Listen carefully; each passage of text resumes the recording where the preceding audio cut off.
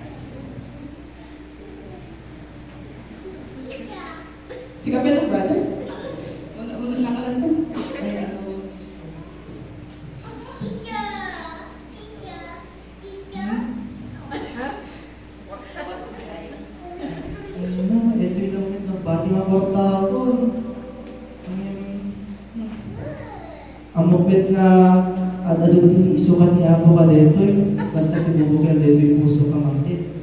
Kailan ta? Magbigay tayo sa Panginoon, tayo ay magbigay. Magbigay tayo sa Panginoon, tayo ay magbigay.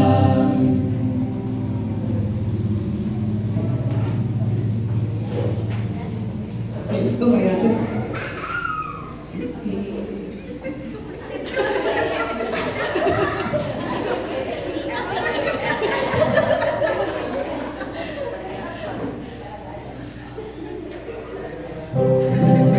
Magbigay tayo sa Panginoon, tayo ay magbigay.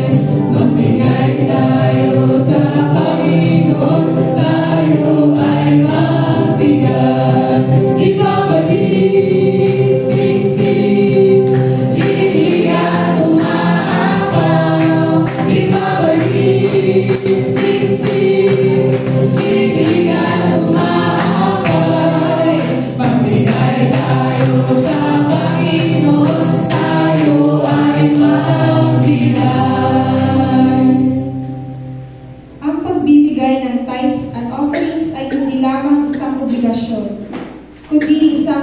pagsamba at pasasalamat sa Diyos.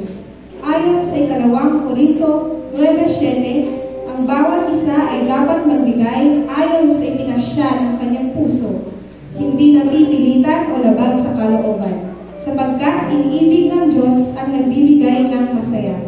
Sa pagbibigay ng bukal sa puso, pinapakita natin ang ating pagtitiwala sa Diyos at ang pagkilala sa kanyang biyaya, na higit nating naranasan sa pamamagitan ng ating Panginoon at tagapagligtas na si Jesucristo. Siya ang pinakadakilang handog ng Diyos sa atin, na nagbigay ng kanyang buhay upang tayo'y magkaroon ng kaligtasan. Kaya na nagbigay tayo ng may galak at pananampalataya bilang pasasalamat sa kanyang walang hanggang biyaya.